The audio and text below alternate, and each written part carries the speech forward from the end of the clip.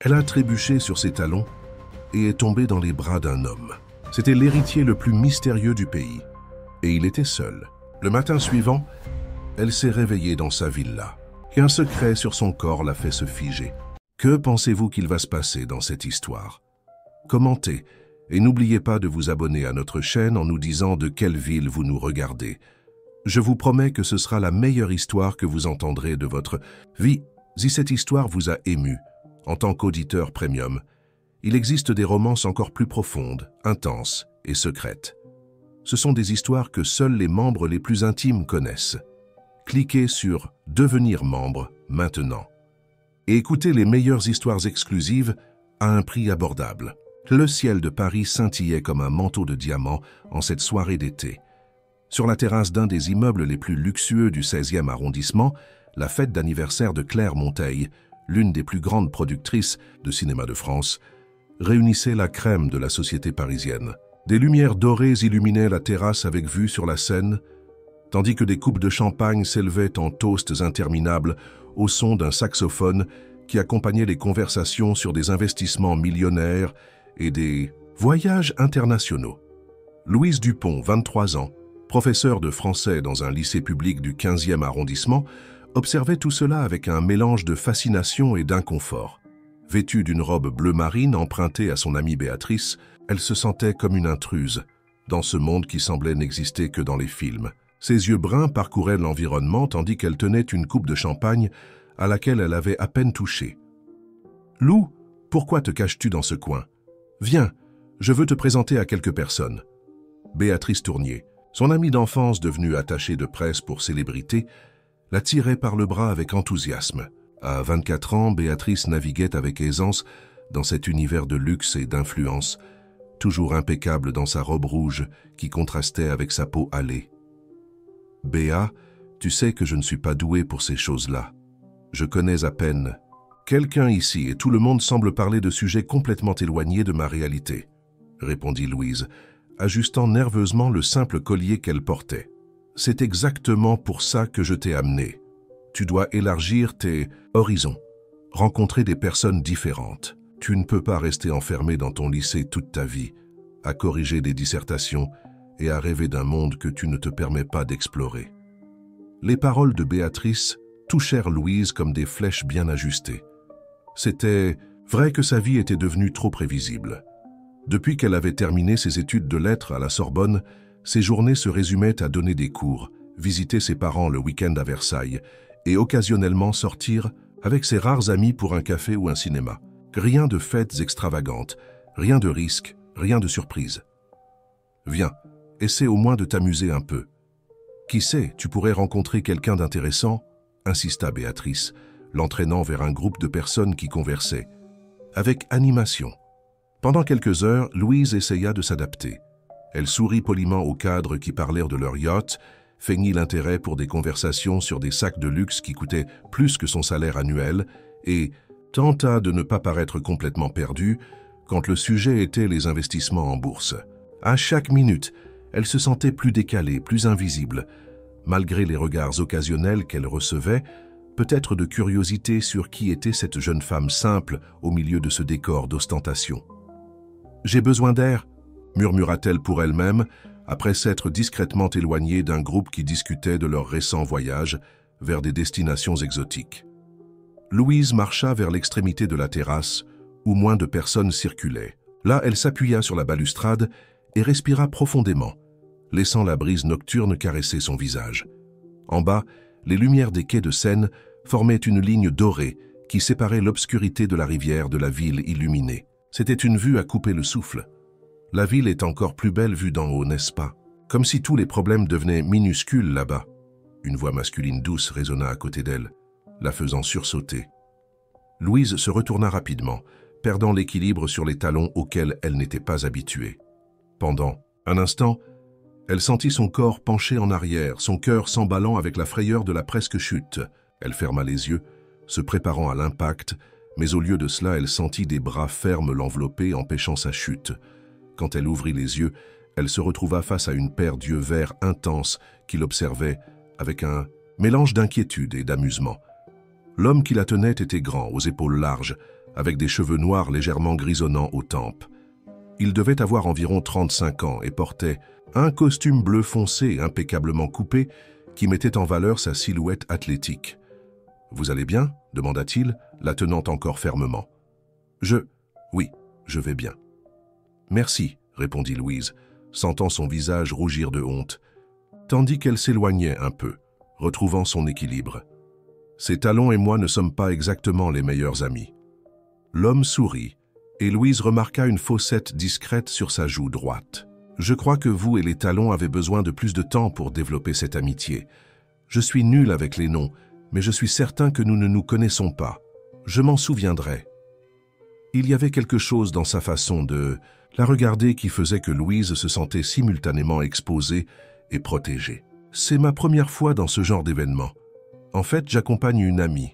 Alors nous sommes deux étrangers. C'est aussi ma première apparition sociale depuis longtemps. » Il hésita légèrement, et une ombre sembla traverser son regard. « Je préfère la tranquillité de mon bureau ou de ma maison à Deauville. Vous ne semblez pas être quelqu'un qui n'appartient pas à cet environnement, » observa Louise, surprise par le naturel de la conversation.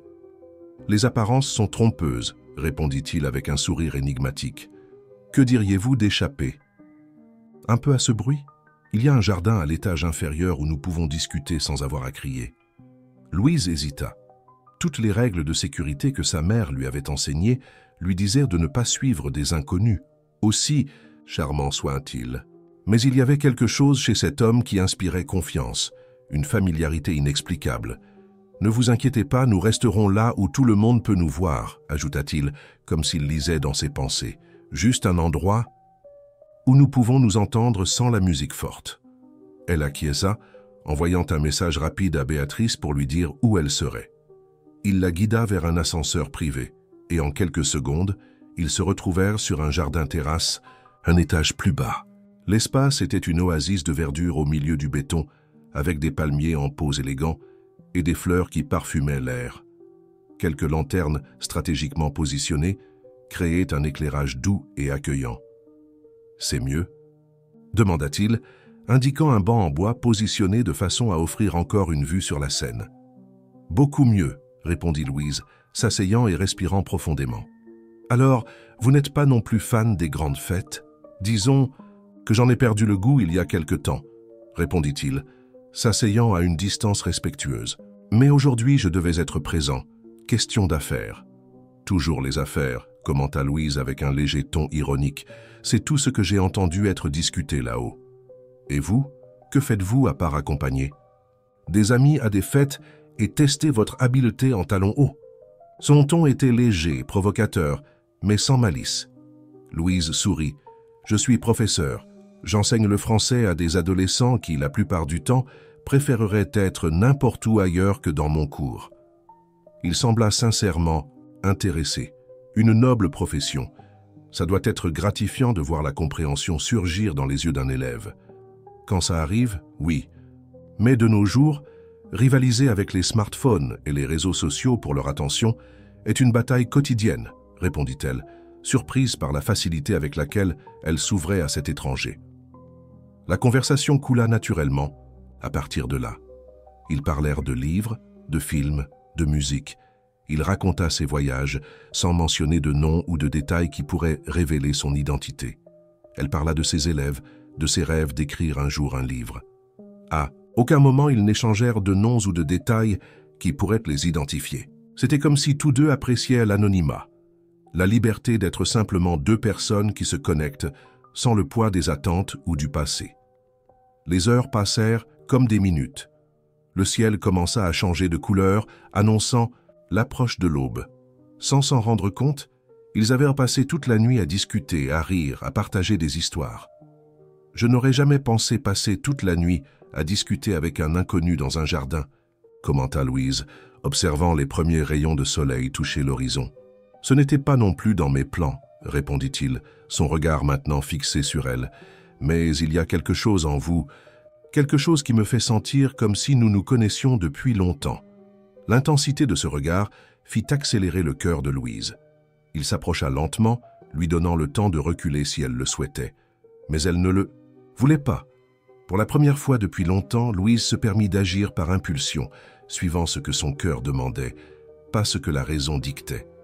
Le soleil était déjà haut quand Louise ouvrit les yeux. Pendant un moment, elle fut désorientée, ne reconnaissant pas l'environnement autour d'elle.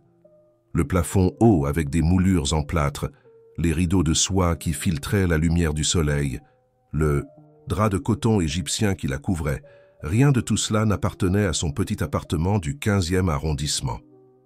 Elle s'assit dans le lit king size, essayant d'organiser ses pensées et les souvenirs de la nuit précédente.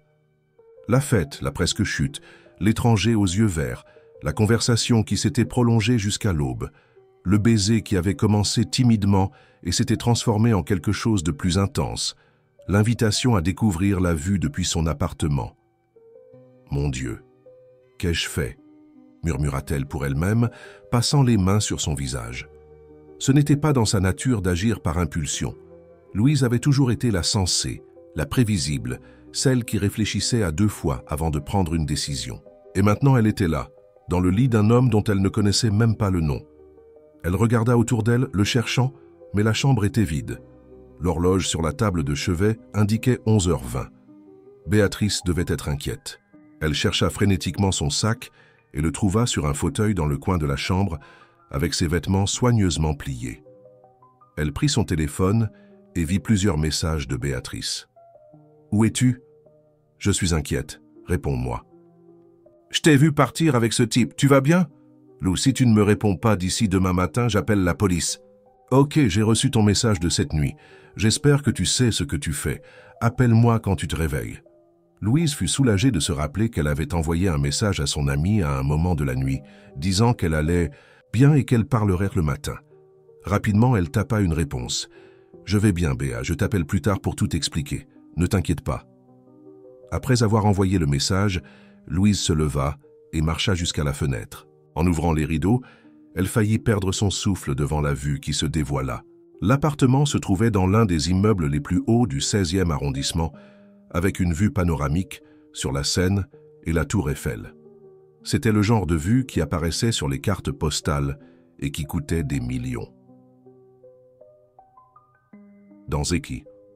Quel univers parallèle suis-je entré ? Se demanda-t-elle, observant le mouvement des bateaux sur la Seine. Elle décida qu'elle devait s'habiller et trouver son mystérieux hôte pour lui dire au revoir. Elle prit ses vêtements et se dirigea vers ce qu'elle présumait être la salle de bain attenante. En ouvrant la porte, elle resta momentanément sans voix. La salle de bain était plus grande que son salon, entièrement revêtue de marbre, avec une baignoire qui ressemblait plus à une piscine et une douche avec panneau digital. « Je ne suis définitivement plus au Kansas », murmura-t-elle pour elle-même, se rappelant la phrase du film qu'elle aimait tant. Après une douche rapide, Louise s'habilla et tenta de dompter ses cheveux bouclés qui, sans ses produits habituels, formaient une crinière rebelle. En se regardant dans le miroir, elle remarqua une marque rougeâtre sur son cou, un souvenir physique de la nuit précédente qui la fit rougir intensément. Respirant profondément, elle rassembla son courage pour sortir de la chambre et affronter ce qui pourrait suivre. En ouvrant la porte, elle fut accueillie par l'arôme du café frais. Elle suivit le couloir décoré d'œuvres d'art qui semblaient être des originaux d'artistes français renommés, reconnaissant un Monet et ce qui semblait être un Matisse. Le couloir débouchait sur un vaste salon avec double hauteur sous plafond et des fenêtres du sol au plafond qui encadraient la vue spectaculaire. La décoration était sophistiquée mais pas ostentatoire. Des meubles design, des tons neutres et quelques pièces qui semblaient avoir été collectées dans différentes parties du monde. Sur la table basse, elle trouva un plateau avec du café, des fruits frais, des pains et des gâteaux, ainsi qu'une enveloppe avec son nom écrit dans une calligraphie élégante. Son cœur s'accéléra. Elle s'assit sur le canapé et ouvrit l'enveloppe d'une main tremblante. « Cher inconnu, je vous prie de m'excuser de ne pas être présent à votre réveil. Une urgence professionnelle a exigé ma présence immédiate. Je n'ai pas voulu vous ir. Réveillé, vous dormiez si profondément qu'il m'a semblé être un péché d'interrompre votre repos. La nuit que nous avons passée ensemble était inattendue et spéciale. Cela fait longtemps que je ne me suis pas senti aussi à l'aise avec quelqu'un, aussi libre d'être moi-même sans les masques que le monde nous force à porter. Votre intelligence, votre sensibilité et votre authenticité m'ont touché d'une manière que je n'imaginais plus possible. Sentez-vous libre de rester aussi longtemps que vous le souhaitez. J'ai demandé à mon assistant de vous laisser un petit déjeuner. Si vous avez besoin de quoi que ce soit, le numéro de mon chauffeur est noté à la fin de cette lettre. Il peut vous conduire où vous voulez. J'aimerais vous revoir, mieux vous connaître, découvrir votre nom, votre histoire, tout ce que nous n'avons pas eu le temps de partager. Mais je comprendrai si vous préférez que cette nuit reste simplement comme un beau souvenir. Un moment hors du temps où deux étrangers ont trouvé une connexion inattendue. Si vous souhaitez me retrouver, je serai à l'Institut Nouveau Jour, à Montmartre, jeudi prochain à 16 h. C'est un projet social que j'ai lancé après le départ d'Hélène, mon épouse. Un lieu où j'essaie d'honorer sa mémoire en aidant des jeunes en situation vulnérable. Hélène était une femme extraordinaire, dont la générosité et la compassion continuent d'inspirer tout ce que je fais. Son départ, il y a 3 ans, j'ai laissé un vide que je pensais ne jamais pouvoir combler. Jusqu'à hier soir. Il y a autre chose que je dois vous confesser, quelque chose que j'ai découvert seulement quand vous avez mentionné votre famille de Versailles. Hélène était une Dupont de la famille de Versailles. Quand vous avez parlé de votre père, Paul Dupont, j'ai réalisé l'incroyable coïncidence, ou peut-être le destin. Hélène était votre tante éloignée, la cousine que votre père a mentionné être partie vivre en Europe étant jeune. Le monde est vraiment plus petit que nous l'imaginons. Je ne sais pas comment vous recevrez cette révélation. Peut-être la trouverez-vous perturbante. Peut-être y verrez-vous comme moi un signe que notre rencontre n'était pas un simple hasard. Quoi qu'il en soit, j'ai senti que je vous devais la vérité. Si vous décidez que vous ne voulez plus me revoir, je comprendrai. Certaines histoires sont belles justement par leur brièveté. Avec affection, Mathieu Valmont. Louise laissa la lettre tomber sur ses genoux, l'esprit bouillonnant face à la révélation.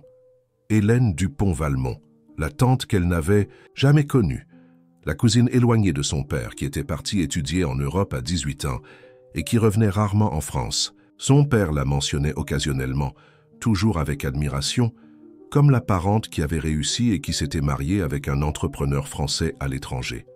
« Ce n'est pas possible », murmura-t-elle, essayant de traiter l'information. La nuit magique qu'elle avait vécue, l'homme pour qui elle s'était sentie si inexplicablement attirée, était le veuf de sa tante.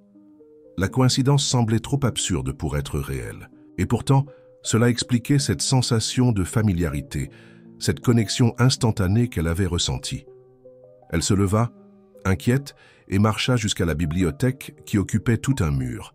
Parmi les volumes, elle trouva quelques cadres photos. Dans l'un d'eux, Mathieu apparaissait aux côtés d'une femme aux cheveux châtains et aux yeux clairs, souriant devant la tour Eiffel. Dans un autre, la même femme était seule, assise sur un banc de jardin, avec un livre sur les genoux. Louise approcha le cadre et étudia le visage de la femme. Il y avait quelque chose de familier en lui, peut-être dans la forme des yeux ou dans le sourire. Partageait-elle des traits de famille? L'idée la rendit étourdie. Elle remit le cadre à sa place et retourna au canapé, ayant besoin de s'asseoir pour organiser ses pensées. Que devait-elle faire maintenant? L'attraction qu'elle avait ressentie pour Mathieu, la connexion qu'ils avaient établie, tout semblait maintenant compliqué par ce lien familial inattendu. Ce n'était pas exactement une relation de sang proche.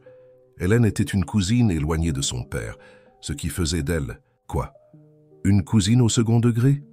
Néanmoins, l'idée de s'impliquer avec le veuf d'une parente, même éloignée, semblait inappropriée. Et d'un autre côté, il y avait cette nuit. La façon dont ils avaient parlé, dont ils s'étaient compris, dont ils s'étaient sentis à l'aise l'un avec l'autre. Cela avait été réel. C'était arrivé avant même qu'ils ne sachent à propos de ce lien familial. Cela signifiait quelque chose, non? Louise prit la tasse de café qui refroidissait sur la table et but une gorgée, essayant de clarifier son esprit. Elle se souvint de l'institut que Mathieu avait mentionné. Un projet social à Montmartre. Cela en disait long sur lui, sur le type de personne qu'il était.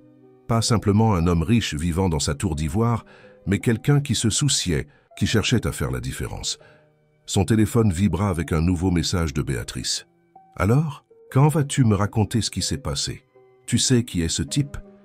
Mathieu Valmont, l'un des célibataires les plus convoités de Paris, fondateur de Valmont Tech, cette entreprise de technologie qui est toujours dans les magazines d'affaires. Richissime, discret et ne donne jamais d'interview. « Comment as-tu réussi ça, ma fille ?» Alors c'était ça. Mathieu n'était pas seulement riche, il était extrêmement riche, un nom connu dans les cercles d'affaires. La révélation ne fit qu'augmenter sa confusion. Qu'avait vu un homme comme lui en... Elle, une simple professeure de lycée public. Elle regarda à nouveau la lettre. Jeudi 16 h, Institut Nouveau Jour. Elle aurait 4 jours pour décider si elle irait au rendez-vous, si elle voulait explorer ce qui avait commencé entre eux, ou s'il valait mieux laisser cette nuit comme un beau souvenir, sans complications. Pour l'instant, elle devait rentrer chez elle, dans sa réalité. Elle prit ses affaires, plia soigneusement la lettre et la rangea dans son sac. Avant de partir, elle regarda une dernière fois l'appartement luxueux, la vue imprenable, les portraits d'Hélène. Elle ressentit une pointe de culpabilité, comme si elle envahissait un espace qui ne lui appartenait pas. « Désolée », murmura-t-elle au portrait d'Hélène, sans savoir exactement de quoi elle s'excusait. Dans l'ascenseur privé qui la conduirait, au rez-de-chaussée, Louise tenta de retrouver sa contenance, de redevenir la professeure responsable et centrée qu'elle avait toujours été. Mais quelque chose avait changé. Une porte s'était ouverte et elle n'était pas sûre de pouvoir ou de vouloir la refermer. Les 4 jours qui suivirent furent un tourbillon pour Louise. Durant la journée, elle essayait de maintenir sa routine. Elle donnait ses cours, corrigeait des copies, participait à des réunions pédagogiques, mais son esprit vagabondait constamment vers la nuit dans le 16e arrondissement, vers le baiser dans le jardin, vers la lettre de Mathieu et la révélation concernant Hélène. Béatrice, bien sûr, ne lui laissait aucun répit. Après avoir entendu une version éditée de l'histoire, Louise omit le détail qu'Hélène était sa tante éloignée. Son amie ne cessait d'envoyer des messages avec des liens d'articles et des photos de Mathieu Valmont lors d'événements sociaux, toujours discret, toujours avec ce même regard énigmatique qui l'avait captivé cette nuit-là. « Tu dois aller le retrouver. Des opportunités comme celle-ci n'apparaissent pas 2 fois dans une vie », insistait Béatrice au téléphone le mercredi soir. « Ce n'est pas si simple, Béa », répondit Louise, regardant par la fenêtre de son appartement la vue modeste qu'elle avait des immeubles, des antennes, un lambeau de ciel entre les bâtiments, si différente de la vue panoramique de l'appartement de Mathieu. Nous sommes de mondes complètement différents. Et alors, c'est même un cliché de film. La professeure humble et l'entrepreneur millionnaire. Je paierai pour voir ce film. La vie n'est pas un film, Béa. Dans le monde réel, ces différences comptent. Regarde qui parle. La même personne qui dit toujours qu'il ne faut pas juger un livre par sa couverture. Tu as peur, c'est tout. Peut-être que Béatrice avait raison. Peut-être avait-elle peur, non pas des différences sociales, mais de l'intensité de ce qu'elle avait ressenti, de la rapidité avec laquelle elle s'était laissée impliquer, et maintenant, de la complication supplémentaire qu'apportait la parenté avec Hélène. Le jeudi matin, Louise se réveilla après une nuit agitée, encore indécise. Elle avait cours jusqu'à midi, ce qui lui donnerait le temps d'arriver à Montmartre à 15 h si elle décidait d'y aller. Elle s'habilla mécaniquement, choisissant un chemisier bleu clair et une jupe crayon noir, son uniforme non officiel de travail. À l'école, elle essaya de se concentrer sur les élèves, mais son esprit restait divisé. Pendant la pause, elle se retira dans la salle des professeurs vide et chercha sur son téléphone des informations sur l'Institut Nouveau Jour. Elle découvrit que c'était un projet social respecté, fondé 3 ans auparavant, qui offrait des cours de soutien scolaire, des ateliers d'arts et des formations professionnelles pour les jeunes du quartier. Le site montrait des photos d'un espace moderne et accueillant, avec des salles de classe bien équipées et un studio de musique. Il n'y avait aucune mention de Mathieu Valmont, seulement une référence discrète à des donateurs anonymes. À la fin de son dernier cours, Louise n'avait toujours pas pris de décision. Elle rassembla ses affaires lentement, répondant distraitement aux au revoir des élèves. Dans le couloir, elle rencontra Denise, la professeure d'histoire, qui l'observa avec curiosité. « Tout va bien, Lou? Tu sembles être sur une autre planète aujourd'hui. »« Je vais bien, juste quelque chose en tête, » répondit-elle, essayant de sourire normalement. « Un problème avec la classe de 3e?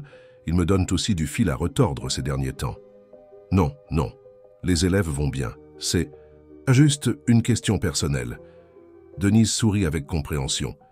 Si tu as besoin de parler, je suis là. »« Merci, Denise. » En sortant de l'école, Louise marcha jusqu'à l'arrêt de bus, toujours indécise. Elle pourrait simplement rentrer chez elle, faire comme si rien ne s'était passé, revenir à sa routine sûre et prévisible. Ou elle pourrait prendre le bus pour le 16e arrondissement et ensuite monter la colline jusqu'à l'Institut. Revoir Mathieu. Découvrir si ce qu'elle avait ressenti cette nuit-là avait été réel ou simplement une fantaisie alimentée par l'environnement, par l'alcool, par la nouveauté. Tandis qu'elle attendait à l'arrêt, un bus s'arrêta. Pas celui qui la ramènerait chez elle, mais celui qui se dirigeait vers l'ouest de Paris. Sans trop réfléchir, Louise monta. « Je vais juste découvrir l'Institut, » se dit-elle. « Je veux juste voir le travail social qu'il a mentionné. Rien de plus. » Mais au fond, elle savait qu'elle se mentait à elle-même. Le voyage jusqu'au 16e arrondissement sembla interminable. Assise près de la fenêtre, Louise observait la ville se transformer peu à peu. Les immeubles plus simples de l'Est, cédant la place à des constructions plus imposantes, les rues devenant plus arborées, la proximité de la Seine s'annonçant dans l'air qui devenait plus frais. Elle descendit avenue Foch et prit un bus qui montait vers Montmartre. Le quartier, stratégiquement situé sur une colline dominant Paris, offrait l'une des vues les plus impressionnantes de la ville, avec la Seine s'étendant comme un tapis argenté jusqu'à l'horizon. Ces dernières années, Montmartre avait connu un processus de gentrification attirant artistes, étrangers et projets sociaux, mais conservait toujours le pouls vibrant et les défis d'un quartier populaire. Suivant les indications qu'elle avait trouvées sur le site, Louise marcha dans les ruelles escarpées jusqu'à atteindre un bâtiment de 3 étages, peint de couleurs vives, avec le nom « Institut Nouveau Jour » en lettres modernes sur la façade. Elle hésita un moment avant d'entrer, vérifiant l'heure, 15h45. Elle était en avance. L'intérieur de l'Institut était encore plus impressionnant que les photos du site ne le suggéraient. L'espace était aéré, avec des murs décorés, de graffitis artistiques et de travaux d'élèves. Au rez-de-chaussée, il y avait une réception où une jeune femme d'environ 20 ans sourit en la voyant entrer. « Bonjour, je peux vous aider ?»« Bonjour, je suis venue découvrir l'Institut », répondit Louise, se sentant soudain déplacée. « Bien sûr, vous avez rendez-vous avec quelqu'un en particulier ?»« En fait, Louise hésita. Que devait-elle dire? Qu'elle avait rendez-vous avec le mystérieux fondateur de l'Institut? Quelle était la femme avec qui il avait passé la nuit après une fête? Avant qu'elle ne puisse répondre, elle entendit une voix familière derrière elle. « Louise, vous êtes venue. » Elle se retourna et il était là, Mathieu Valmont dans une version plus décontractée que lors de la fête, vêtu d'un jean foncé et d'une chemise bleue avec les manches retroussées jusqu'au coude. Ses cheveux étaient légèrement humides, comme s'il venait de prendre une douche, et il tenait un dossier en cuir sous le bras. De près, à la lumière du jour, il semblait encore plus séduisant, avec des rides d'expression au coin des yeux qui ne faisaient qu'augmenter son charme. « Mathieu », parvint-elle à dire, sentant son cœur s'accélérer. Il sourit, ce même sourire qu'il avait montré sur la terrasse, et s'approcha. « Je suis heureux que vous soyez venu. J'avais peur de vous avoir effrayé avec ma lettre. » « C'était surprenant, admit-elle. Je suis encore en train de tout assimiler. J'imagine. Pouvons-nous parler dans un endroit plus privé? Mon bureau est au dernier étage. » Louise acquiesça et le suivit jusqu'à l'ascenseur. Sur le trajet, quelques jeunes saluèrent Mathieu avec familiarité, et il répondait à chacun par son nom, s'enquérant des cours, des familles, des projets.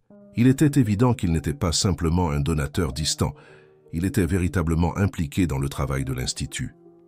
Le bureau de Mathieu au 3e étage était un espace accueillant, avec un bureau en bois rustique, des étagères avec des livres et une grande fenêtre qui encadrait la vue sur Paris. Les murs présentèrent des photographies de l'Institut à différentes phases, depuis la construction jusqu'aux événements récents. « Je vous en prie, asseyez-vous », indiqua-t-il un canapé confortable dans un coin de la pièce. « Voulez-vous un café? De l'eau? »« De l'eau, s'il vous plaît, » répondit-elle, sentant sa bouche sèche. Pendant qu'il cherchait l'eau dans un petit réfrigérateur encastré, Louise observa une photo sur le mur qui attira son attention. On y voyait Mathieu aux côtés d'Hélène et d'un groupe d'enfants, tous souriant devant ce qui semblait être le terrain où se trouvait maintenant l'Institut. Hélène avait le bras entrelacé à celui de Mathieu, le visage illuminé par un sourire radieux. Cette photo a été prise une semaine avant l'accident, commenta Mathieu, remarquant son intérêt. Il lui tendit un verre d'eau et s'assit dans un fauteuil proche. Hélène venait juste d'obtenir le don du terrain. C'était son rêve de construire un espace comme celui-ci.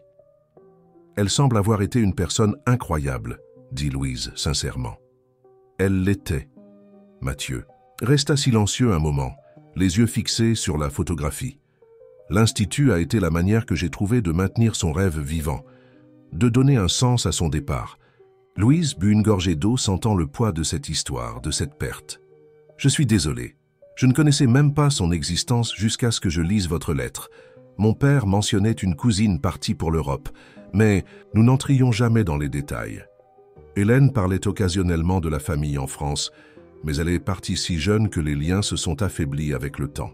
Après notre mariage, elle a voulu reprendre contact, mais son travail humanitaire nous maintenait constamment en voyage. » Travail humanitaire ? Hélène était médecin spécialisée en santé publique. Elle travaillait sur des projets de l'OMS dans des pays en développement. C'est ainsi que nous nous sommes rencontrés, en fait. J'implémentais un système de télémédecine dans des communautés rurales en Afrique et elle était le médecin responsable du programme. Louise sourit, imaginant la rencontre. C'était une belle histoire, romantique même, et cela ne rendait que plus compliquée la situation actuelle. Comment pourrait-elle rivaliser avec un tel souvenir? Comment pourrait-elle s'impliquer avec un homme qui aimait manifestement encore profondément sa défunte épouse, qui, par coïncidence du destin, était sa parente? Mathieu, à propos de l'autre nuit. « Je sais, » interrompit-il doucement. « C'était inattendu pour nous deux. Et maintenant, avec ce lien familial que nous avons découvert, cela complique les choses. »« C'est plus que compliqué, » dit Louise, posant le verre sur la table basse. « C'est étrange. Je n'arrive pas à m'empêcher de penser qu'elle était de ma famille, même si éloignée.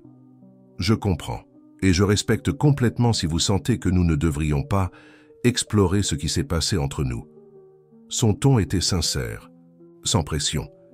Mais je ne peux pas non plus ignorer la connexion que j'ai ressentie avec vous, quelque chose que je n'avais pas ressenti depuis longtemps. Louise sentit son visage s'échauffer.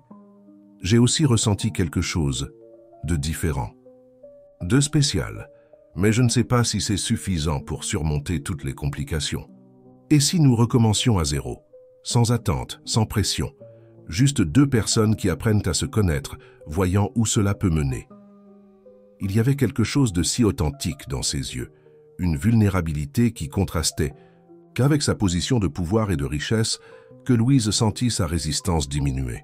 « J'aimerais mieux connaître l'Institut, » dit-elle finalement. « Le travail que vous faites ici semble incroyable. » Le visage de Mathieu s'illumina. « Ce serait un plaisir de vous le montrer.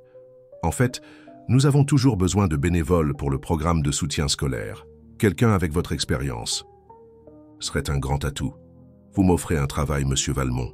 demanda Louise avec un léger ton de provocation.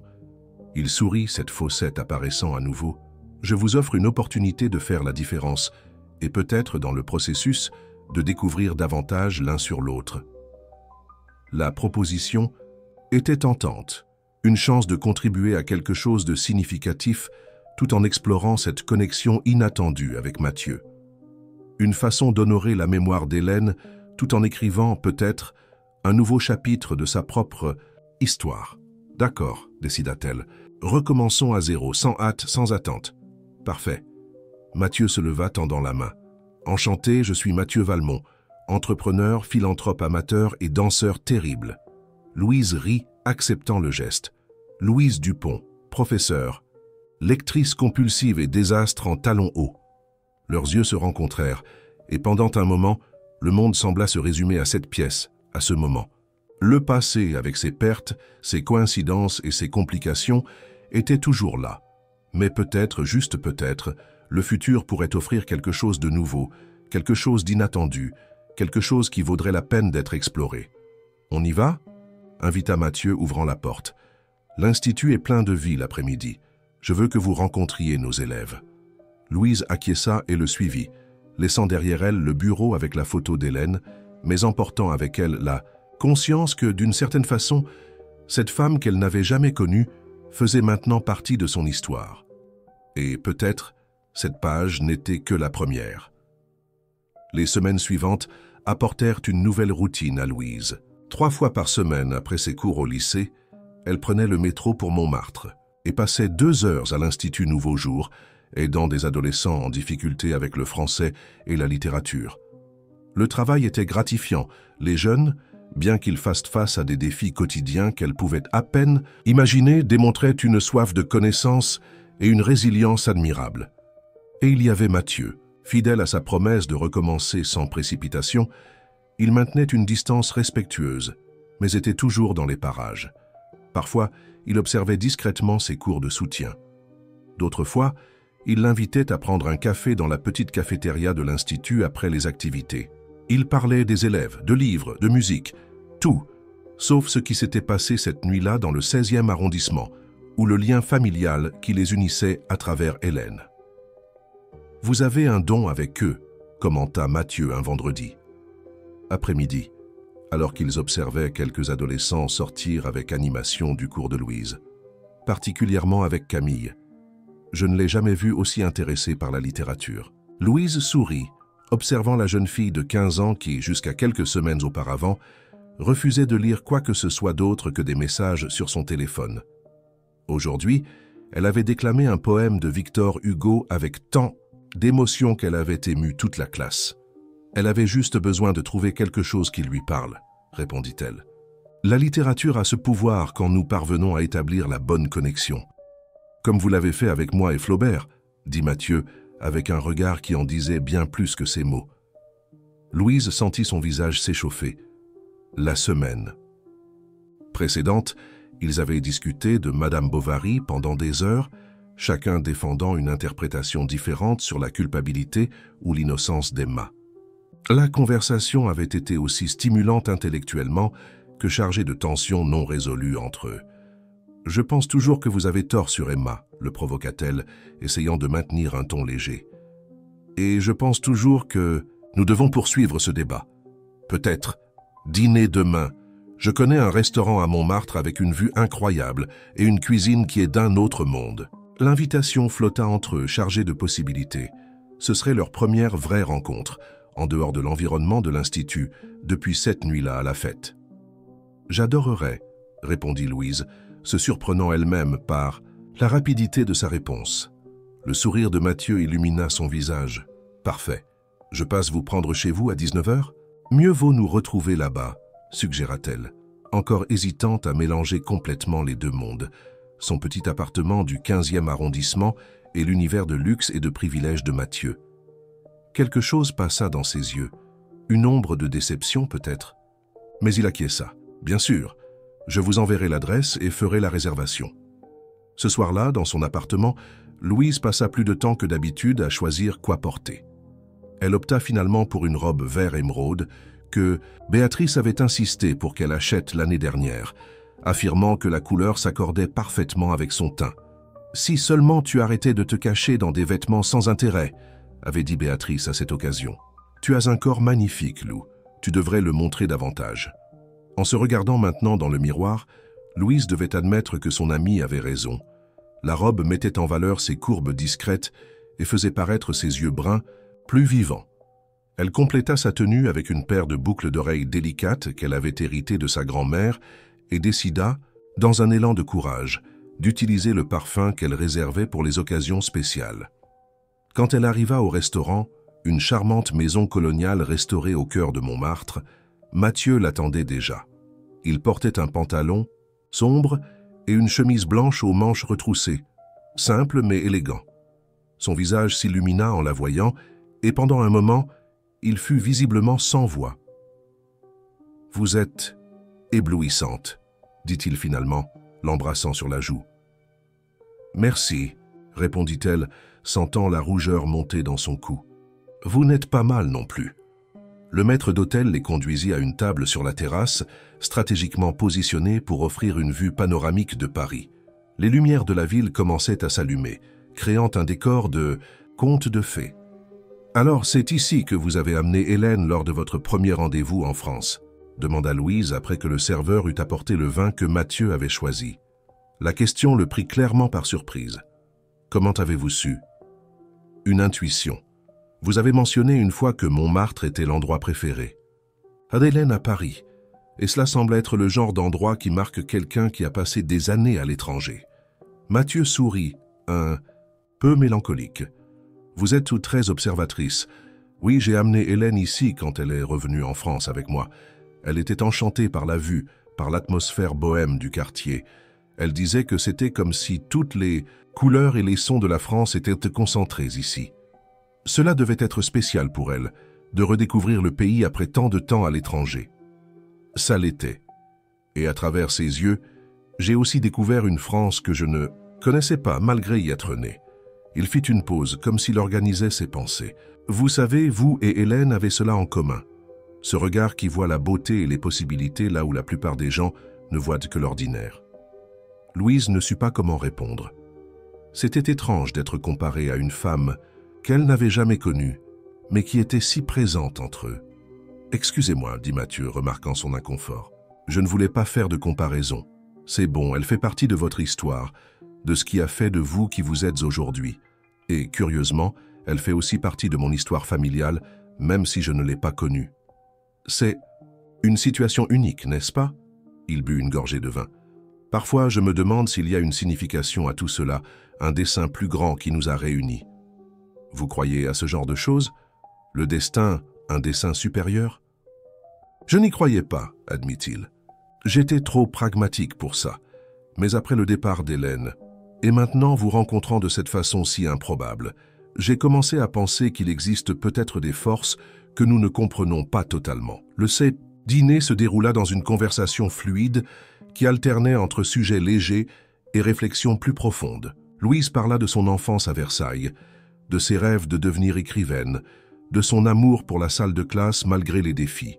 Mathieu raconta son parcours professionnel, comment il avait fondé Valmontech après son retour d'un master dans la Silicon Valley et comment il essayait d'utiliser sa position privilégiée pour faire une différence dans un pays aussi inégal que la France. Après le dessert, une crème brûlée que Louise déclara être la meilleure qu'elle. « Fais jamais goûter », Mathieu suggéra une promenade dans le quartier. Les rues pavées, les maisons colorées et l'air bohème de Montmartre créaient une atmosphère presque magique, comme s'ils étaient dans une autre époque, un autre monde.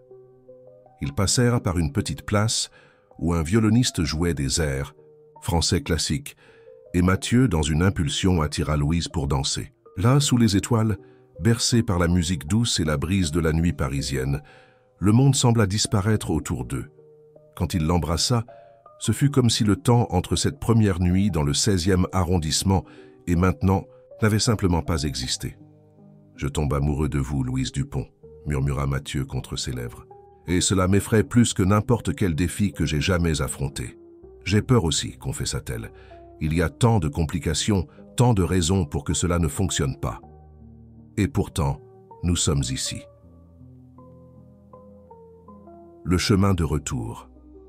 Vers le restaurant où la voiture de Mathieu les attendait, se fit dans un silence confortable, main dans la main, chacun absorbant la confession qu'ils avaient partagée. Quand ils arrivèrent à la voiture, Mathieu lui ouvrit la porte, mais, avant qu'elle ne puisse entrer, une voix les interrompit. « Mathieu, c'est bien toi ?»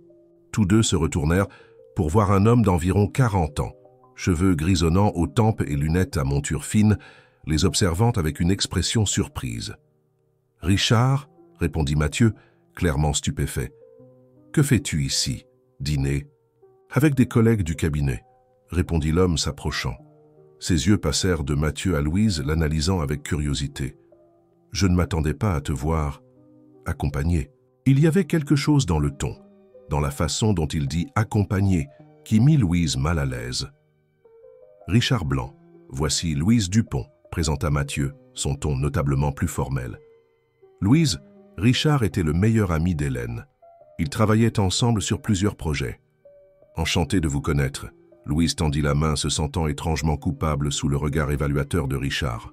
« Le plaisir est mien », répondit-il, serrant brièvement sa main. « Dupont, un lien de parenté avec Hélène ?» La question prit Louise par surprise. Elle regarda Mathieu, incertaine de la façon de répondre. « Hélène était une cousine éloignée du père de Louise », répondit Mathieu pour elle, son ton calme, mais avec une tension sous-jacente. « Une coïncidence que nous avons découverte. » Récemment, les sourcils de Richard se haussèrent. Fascinant. Le monde est vraiment petit, n'est-ce pas? Louise est professeure, continua Mathieu. Elle fait du bénévolat à l'Institut. Nouveau jour. Ah, le fameux Institut. Le ton de Richard avait un léger sarcasme qui ne passa pas inaperçu. Le monument de Mathieu à la mémoire d'Hélène. Richard, avertit Mathieu, son ton durcissant. Excusez-moi. Richard leva les mains dans un geste conciliant. Vieilles habitudes. J'ai toujours taquiné Mathieu sur son côté philanthropique. Hélène était l'idéaliste du duo, n'est-ce pas, Mathieu? Tu étais plus pragmatique. Les gens changent, répondit sèchement Mathieu. Manifestement. Richard regarda à nouveau Louise et elle eut l'impression inconfortable qu'il voyait quelque chose qu'elle ne pouvait pas percevoir. Bien, je ne vais pas perturber davantage votre rendez-vous. Ce fut un plaisir, mademoiselle Dupont. J'espère que nous nous reverrons. Quand Richard s'éloigna, Louise remarqua que les épaules de Mathieu étaient tendues, sa mâchoire serrée. « Vous ne vous entendez pas bien ?» observa-t-elle, pas comme une question. « C'est compliqué », répondit Mathieu, lui ouvrant la porte de la voiture. Richard et Hélène étaient très proches. Il n'a jamais pensé que j'étais assez bien pour elle. Il y avait quelque chose de plus là. Louise pouvait le sentir, mais elle décida de ne pas insister. La soirée avait été parfaite jusqu'à ce moment, et elle ne voulait pas qu'elle se termine sur une note amère. Le trajet de retour fut silencieux, chacun plongé dans ses propres pensées. Quand ils arrivèrent à l'immeuble de Louise dans le 15e arrondissement, Mathieu insista pour l'accompagner jusqu'à la porte, malgré ses assurances que ce n'était pas nécessaire. « Merci pour la soirée », dit-elle, tout en cherchant ses clés dans son sac. « C'était spécial. »« Oui », acquiesça-t-il, semblant retrouver une partie de sa bonne humeur, malgré l'interruption à la fin. À ce propos, vous et Richard semblez avoir une histoire compliquée.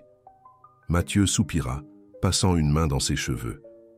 Richard est un rappel constant d'une partie de ma vie avec Hélène qui n'a pas été parfaite comme les gens l'imaginent. Notre mariage a affronté des défis, comme n'importe quel autre. Je comprends. Non, vous ne comprenez pas, dit-il doucement. Mais je veux que vous compreniez, Louise. Je veux que vous connaissiez toute mon histoire, pas seulement la version polie que le monde voit, y compris les parties dont je ne suis pas fier. Il y avait une vulnérabilité en lui à ce moment qui la toucha profondément. Cet homme, que le monde voyait comme puissant et invulnérable, était prêt à se montrer faillible pour elle. « J'aimerais cela », répondit-elle, sincèrement, « vous connaître le vrai vous. » Il sourit, cette faussette apparaissant à nouveau, et se pencha pour l'embrasser. Ce fut un baiser différent de celui qu'ils avaient partagé sur la place. Plus contenu, mais aussi plus significatif d'une certaine façon. « Bonne nuit, Louise Dupont », murmura-t-il en s'éloignant. « Bonne nuit, Mathieu Valmont », répondit-elle, ouvrant finalement la porte. En entrant dans son appartement, Louise se sentit comme si elle flottait.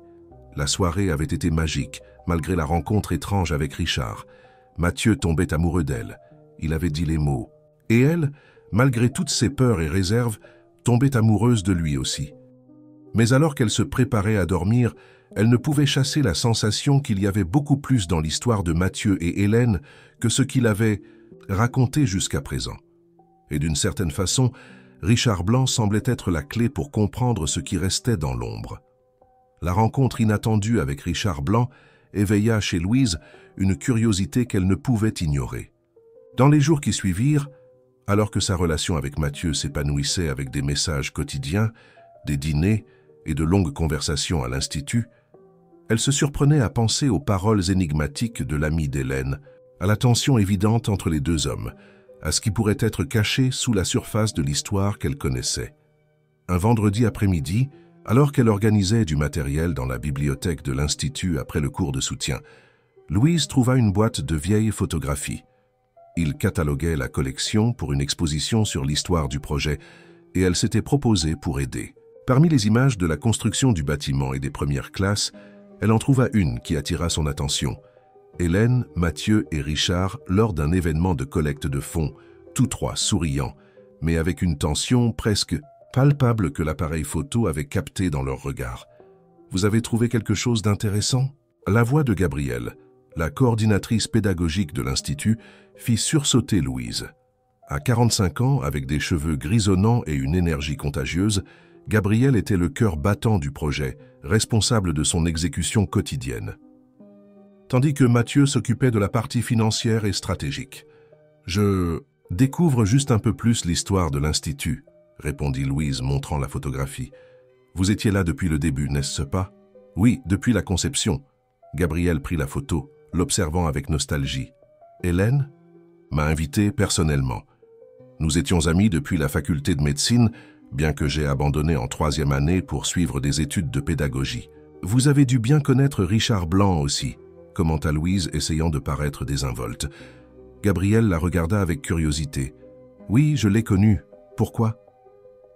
Nous l'avons rencontré il y a quelques jours et il semblait tendu avec Mathieu. J'étais curieuse de connaître l'histoire entre eux. La coordinatrice hésita, visiblement mal à l'aise. Je ne sais pas si je devrais... S'il vous plaît, Gabi. Je m'implique avec Mathieu et je sens qu'il y a des parties de son histoire que je ne connais pas, des parties importantes. Gabriel soupira, fermant la porte de la petite salle où elle se trouvait. Écoutez, je ne me sens pas à l'aise de parler de la vie personnelle de Mathieu. C'est mon patron, en plus d'être un ami. Mais vous semblez être importante pour lui, d'une façon que je n'avais pas vue depuis... depuis Hélène.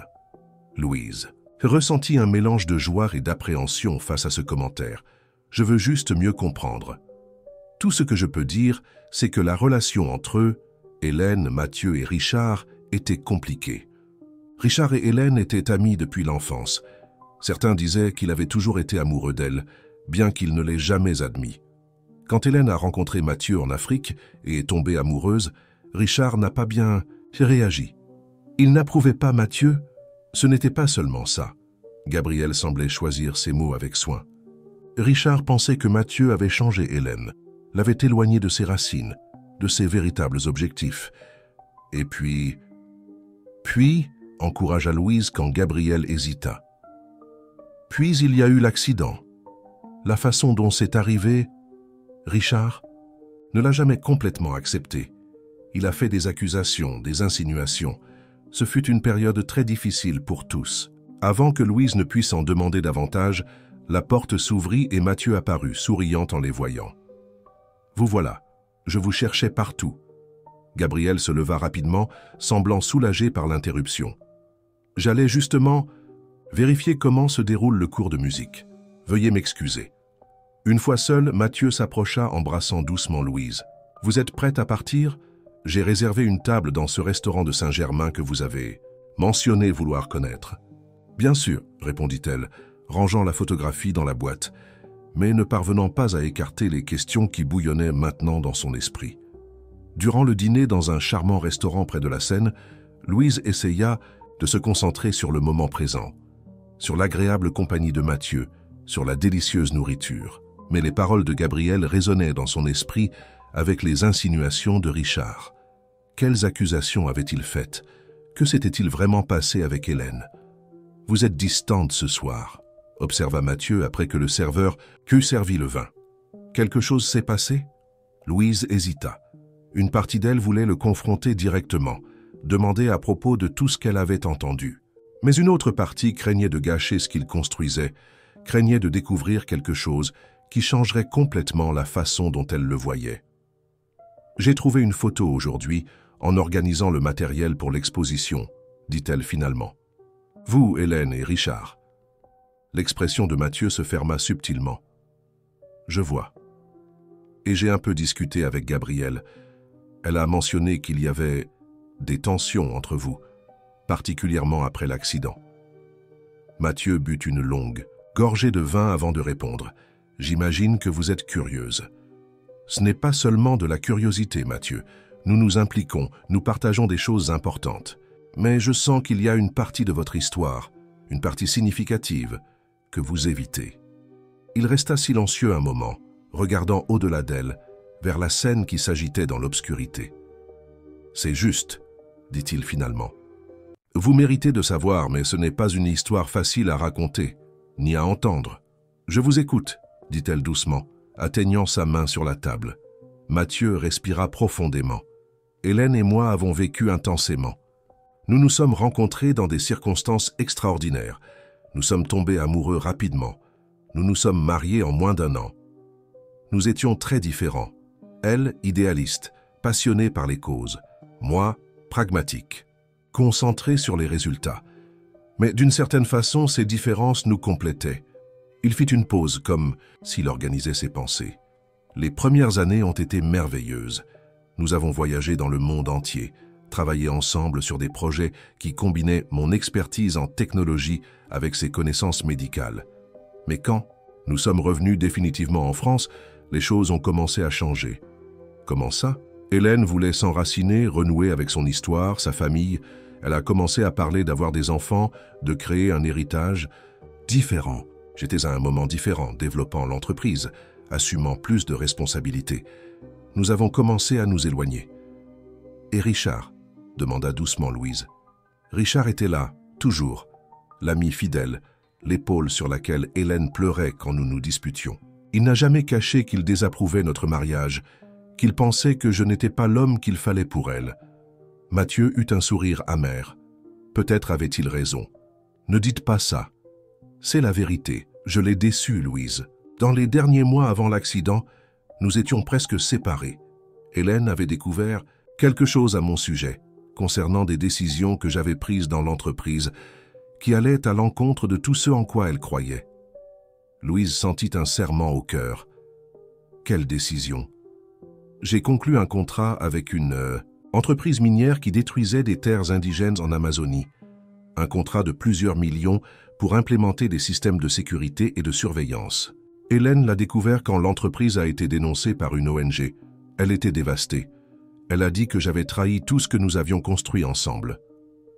La révélation flotta entre eux, lourde. Louise essaya de traiter ce qu'elle entendait, de réconcilier cette image avec l'homme qu'elle connaissait, qui consacrait tant de temps et de ressources à un projet social. « Qu'est-il arrivé ensuite ?» demanda-t-elle finalement. Hélène m'a donné un ultimatum. Soit j'annulais le contrat, soit notre mariage était terminé. J'ai hésité. C'était beaucoup d'argent. Cela impliquerait des procédures judiciaires, des dommages à la réputation de l'entreprise. J'ai demandé du temps. Mathieu passa la main sur son visage, la culpabilité évidente dans ses yeux. Du temps que nous n'avons pas eu. 2 semaines plus tard, Hélène revenait d'une visite au terrain où nous prévoyions de construire l'institut quand l'accident s'est produit. Un camion a perdu le contrôle sur la route et a percuté sa voiture. Louise sentit des larmes dans ses yeux, imaginant la tragédie, la finalité brutale d'une vie ainsi interrompue, laissant tant de choses non résolues. « Richard me blâme », continua Mathieu, sa voix presque un murmure. « Il dit que si nous n'avions pas été en conflit, si elle n'avait pas été émotionnellement bouleversée à cause de moi, peut-être aurait-elle réagi plus rapidement, aurait-elle pu éviter le camion. Et parfois je me blâme aussi. Mathieu, c'était un accident. Vous ne pouviez pas l'avoir prévu. Mais les choses auraient pu être différentes. J'aurais pu choisir Hélène plutôt que l'argent. J'aurais pu prioriser ce qui comptait vraiment. Après son départ, j'ai annulé le contrat, bien sûr. J'ai fait don de millions à des causes environnementales et indigènes. J'ai construit l'Institut avec tout ce dont elle rêvait. Mais rien de tout cela ne la ramène. Rien de cela ne change. Qu'à le fait qu'au moment crucial, je lui ai fait défaut. Le silence tomba sur eux comme un lourd manteau. Louise essayait de traiter tout ce qu'elle avait entendu, d'en comprendre les implications. L'homme en face d'elle avait commis des erreurs, oui, mais il portait aussi un poids de culpabilité et de regret qui semblait avoir façonné tout ce qu'il avait fait depuis lors. « Pourquoi me raconter cela maintenant ?» demanda-t-elle finalement. « Parce que je tombe amoureux de vous, Louise. Vraiment. Et je ne veux pas construire quelque chose basé sur des demi-vérités ou des omissions. Je veux que vous me connaissiez, le bon, le mauvais, les erreurs que j'ai commises et l'homme que j'essaie d'être maintenant. » Il y avait une vulnérabilité dans ses yeux qui la toucha profondément. Cet homme puissant, habitué à tout contrôler autour de lui, s'ouvrait complètement, risquant d'être rejeté, jugé. « Merci de me faire confiance, » dit-elle, serrant sa main, « et d'être honnête. » Et maintenant, cela change-t-il ce que vous ressentez? Louise réfléchit un moment. Je ne sais pas, j'ai besoin d'assimiler tout cela, c'est beaucoup. Mathieu acquiesça, compréhensif. Bien sûr, prenez le temps dont vous avez besoin. Le reste du dîner se déroula dans une conversation plus légère, bien que la révélation plana entre eux comme un fantôme. Quand Mathieu la raccompagna, chez elle plus tard, le baiser d'adieu fut bref, hésitant, tous deux conscients que quelque chose de fondamental avait changé. Le lendemain, un samedi ensoleillé, Louise décida de rendre visite à ses parents à Versailles. Elle avait besoin du réconfort familial, de la simplicité de la maison où elle avait grandi, pour organiser ses pensées. Paul et Marie Dupont vivaient dans la même maison de classe moyenne depuis plus de 30 ans. Son père, professeur d'université à la retraite, et sa mère, infirmière encore en activité, avaient construit une vie modeste mais confortable, marquée par des valeurs fortes et un amour inconditionnel. « Tu es différente », observa sa mère tandis qu'elle préparait ensemble le déjeuner dans la cuisine accueillante. « Tu as une lueur dans le regard que je n'avais pas vue depuis longtemps. » Louise sourit, coupant les légumes pour la salade. « J'ai rencontré quelqu'un, maman. »« Ah, et qui est l'heureux élu qui a conquis ma fille ?» Elle hésita avant de répondre. « Il s'appelle Mathieu Valmont. C'est un entrepreneur propriétaire d'une entreprise de technologie. » Valmont, son père, qui entrait dans la cuisine à ce moment-là, fronça les sourcils. Par hasard, a-t-il un lien avec Hélène Valmont? Louise sentit son cœur s'accélérer. « Tu la connaissais, papa ?» Hélène Dupont-Valmont. Bien sûr. C'était ma cousine au second degré, la fille de tante Cécile qui est allée vivre à Lyon. Je ne l'avais pas vue depuis que nous étions jeunes, avant qu'elle ne parte pour l'Europe. J'ai su qu'elle était revenue en France avec son mari il y a quelques années, mais nous ne nous sommes jamais rencontrés. Puis nous avons appris la tragédie.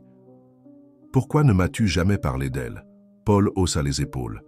Notre famille a toujours été un peu dispersée, tu sais. Et Hélène a suivi un chemin très différent. Elle était brillante, idéaliste, voulait changer le monde. Nous communiquions occasionnellement par email, rien de très proche. Et tu savais qu'elle était mariée à Mathieu Valmont, le même homme que je fréquente maintenant? Son père pâlit visiblement. Tu sors avec le veuf d'Hélène? Comment est-ce arrivé?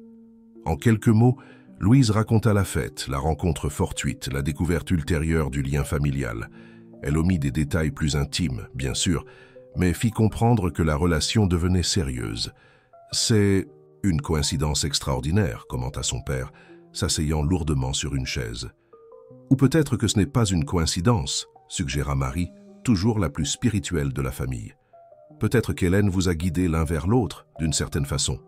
Maman, s'il te plaît, protesta Louise, bien que l'idée lui soit aussi venue à l'esprit. Ce qui m'inquiète, intervint Paul, ce sont les rumeurs que j'ai entendues à son sujet après le départ d'Hélène.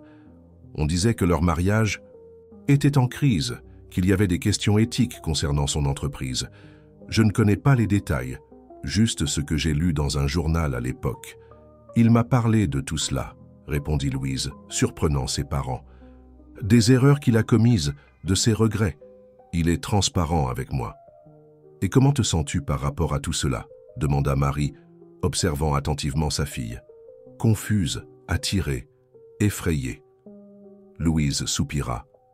Il éveille en moi quelque chose que je n'ai jamais ressenti auparavant. Mais il y a tant de complications, tant d'histoires. Le cœur choisit rarement la voie la plus facile, ma fille, commenta sa mère l'enlaçant par les épaules.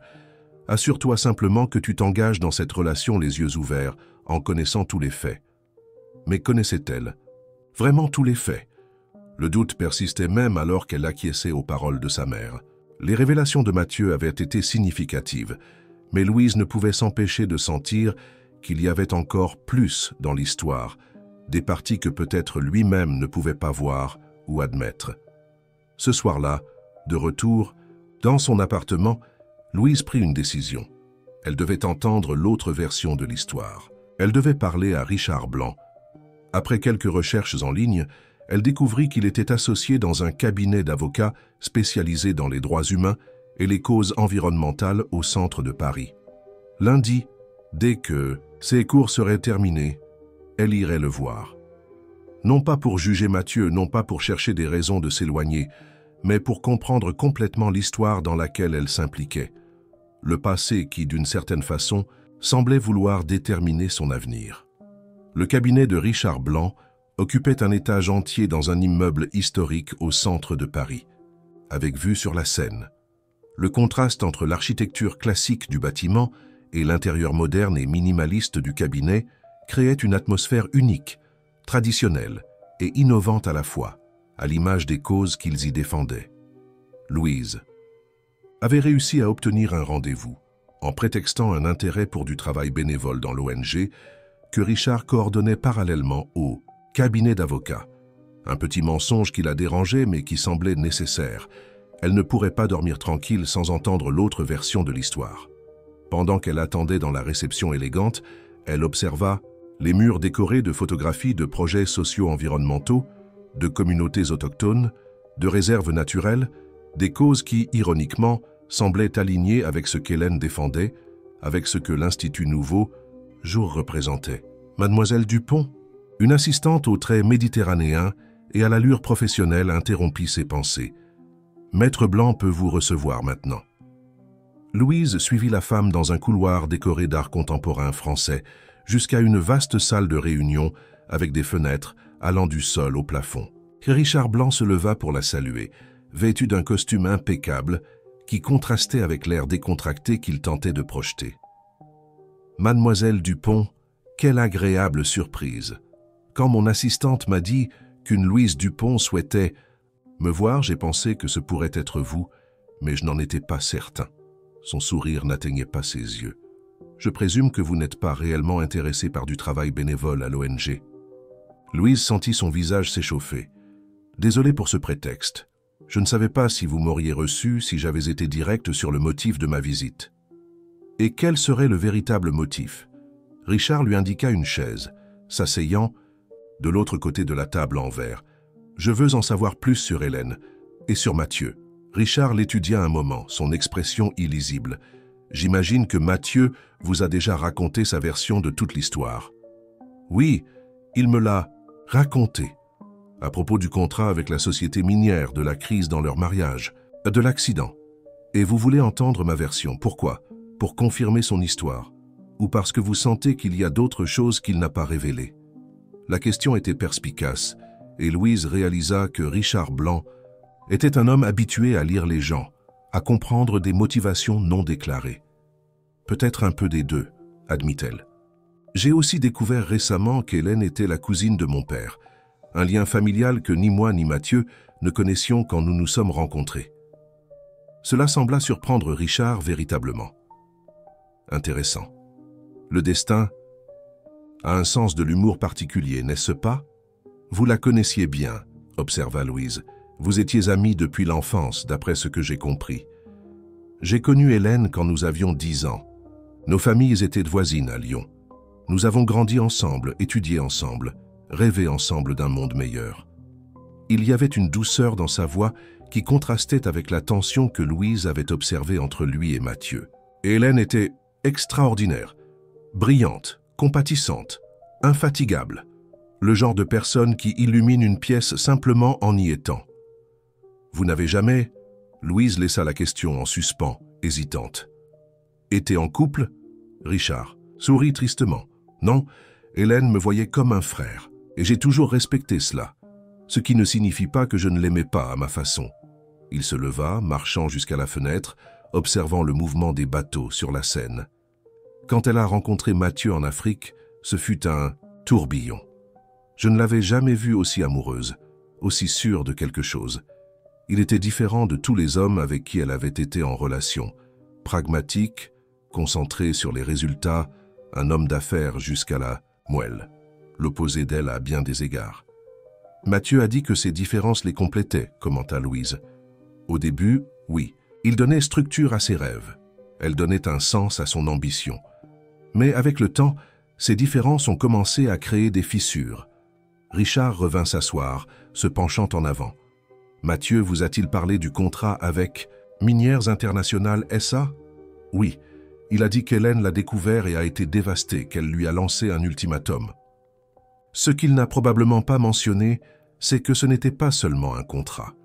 C'était une série de décisions prises au cours des années précédentes, de petites concessions éthiques, des partenariats douteux, tout au nom. De la croissance de l'entreprise, la société minière n'a été que la goutte d'eau pour Hélène. Louise sentit un pincement au cœur. Elle envisageait de le quitter? Elle y pensait sérieusement, mais elle était aussi enceinte. La révélation frappa Louise comme un coup de poing. Enceinte? Mathieu n'a pas mentionné cela, parce qu'il ne le savait pas. La voix de Richard était grave. Hélène l'a découvert une semaine avant l'accident. Elle était en conflit. Elle voulait sauver son mariage pour l'enfant, mais elle ne pouvait pas non plus ignorer ce que Mathieu était devenu. Elle m'a demandé conseil en tant qu'amie et avocat. Et que lui avez-vous conseillé? Je lui ai dit de parler à Mathieu de sa grossesse, de lui donner une chance de changer réellement, pas seulement pour apaiser temporairement sa culpabilité. Hélène a décidé qu'elle le ferait. Après avoir vérifié le terrain pour l'Institut, ce serait le test. Si Mathieu s'engageait vraiment dans le projet social dont elle rêvait tant, ce serait un signe qu'il pouvait changer. Louise essayait d'assimiler tout cela. L'histoire avait maintenant de nouvelles couches, des complications que Mathieu n'avait pas mentionnées, ou peut-être qu'il ne connaissait même pas. L'accident s'est produit ce même jour. Oui, Hélène n'a jamais eu la chance de lui dire, n'a jamais eu la chance de découvrir s'il changerait. Richard la fixa intensément. Savez-vous ce qui est le plus ironique? Après sa disparition, Mathieu s'est transformé en l'homme qu'elle avait toujours cru qu'il pouvait être. Il a annulé tous les contrats douteux, réorienté l'entreprise vers des projets socialement responsables, construit l'Institut exactement comme elle l'avait rêvé. Par culpabilité?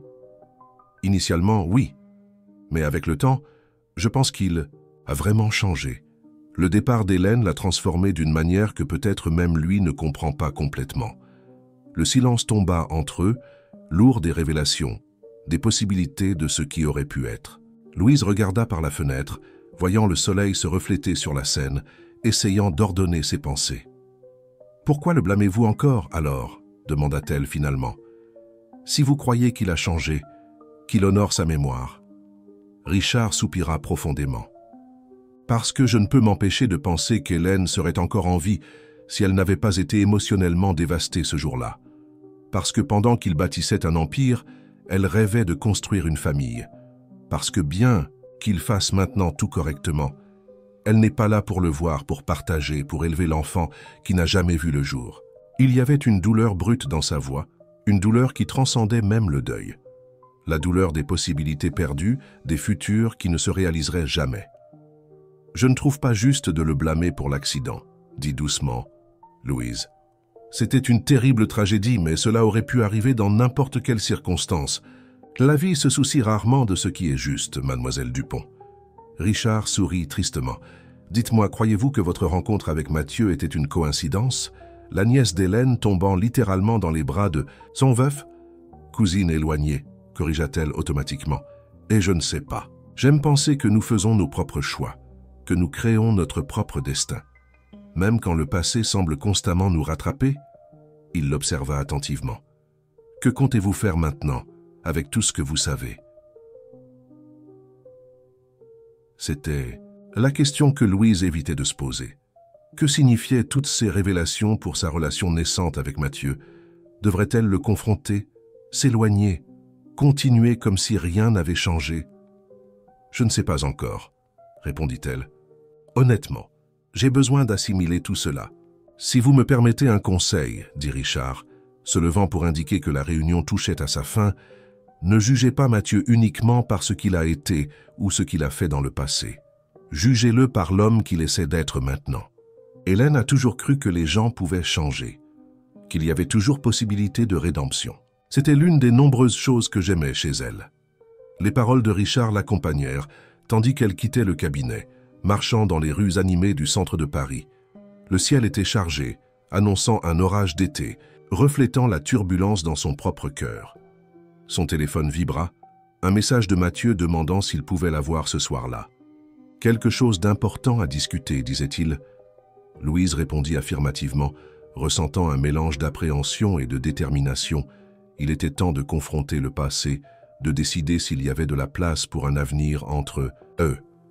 Quand elle arriva à son appartement pour se préparer à la rencontre, elle trouva un bouquet d'hibiscus rouges, ses fleurs préférées, comme elle l'avait mentionné à Mathieu quelques semaines auparavant, avec une carte pour de nouveaux commencements, si vous voulez encore essayer. Avec affection, Mathieu. La simplicité du message, l'attention portée aux détails des fleurs, la touchèrent profondément. C'était l'homme qu'elle connaissait maintenant, attentionné, réfléchi, capable de gestes qui démontraient qu'il l'écoutait vraiment, qu'il se souciait de ce qu'elle valorisait. Tandis qu'elle se préparait, l'orage s'abattit finalement sur la ville, un rideau d'eau lavant les rues, rafraîchissant l'air étouffant de l'été parisien. Louise observa les gouttes couler sur la fenêtre, créant des motifs éphémères sur le verre. D'une certaine façon, cela semblait approprié, comme si la nature lavait le passé, préparant le terrain pour ce qui allait suivre. Mathieu avait suggéré un dîner dans son appartement du 16e arrondissement. Plus d'intimité pour la conversation importante qu'ils auraient. Louise avait d'abord hésité, mais avait décidé d'accepter. S'ils devaient construire quelque chose ensemble, elle devait se sentir à l'aise dans cet espace qui avait été le sien et celui d'Hélène, qui pourrait maintenant, peut-être, l'inclure d'une certaine façon. Elle enfila une simple robe en coton blanc, décontractée mais élégante, et attacha ses cheveux en un chignon lâche. Se regardant dans le miroir, elle vit non seulement la professeure timide qui était entrée dans cette fête quelques semaines auparavant, mais une femme plus confiante, plus disposée à prendre des risques, à affronter des vérités difficiles. « Quoi ? Qu'il arrive ce soir ?» murmura-t-elle à son reflet. « Pas de regret. » La pluie s'était réduite à une bruine fine quand le taxi la déposa devant l'immeuble luxueux du 16e arrondissement. Le concierge, déjà familier avec elle, sourit et indiqua l'ascenseur.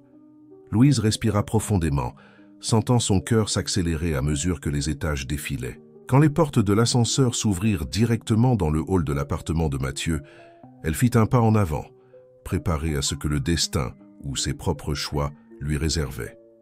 Mathieu l'attendait, un sourire hésitant. Sur son visage, une bouteille de vin déjà ouverte sur la table basse. La ville scintillait sous la pluie à travers les fenêtres panoramiques, créant un décor presque éthéré. « Bonjour », dit-il simplement, s'approchant pour l'embrasser. Sur la joue. « Merci d'être venu. »« Merci pour l'invitation et pour les fleurs. » Elle sourit, essayant de calmer ses nerfs. « Vous avez dit que vous aviez quelque chose d'important à discuter. »« Oui. » Il indiqua le canapé, servant 2 verres de vin. « Mais d'abord, je dois vous demander, allez-vous bien ? J'ai senti qu'après notre dernière conversation, quand je vous ai parlé d'Hélène et de l'accident, quelque chose avait changé. » Louise but une gorgée de vin, rassemblant son courage. « J'ai rendu visite à Richard Blanc aujourd'hui. » La surprise sur le visage de Mathieu était évidente.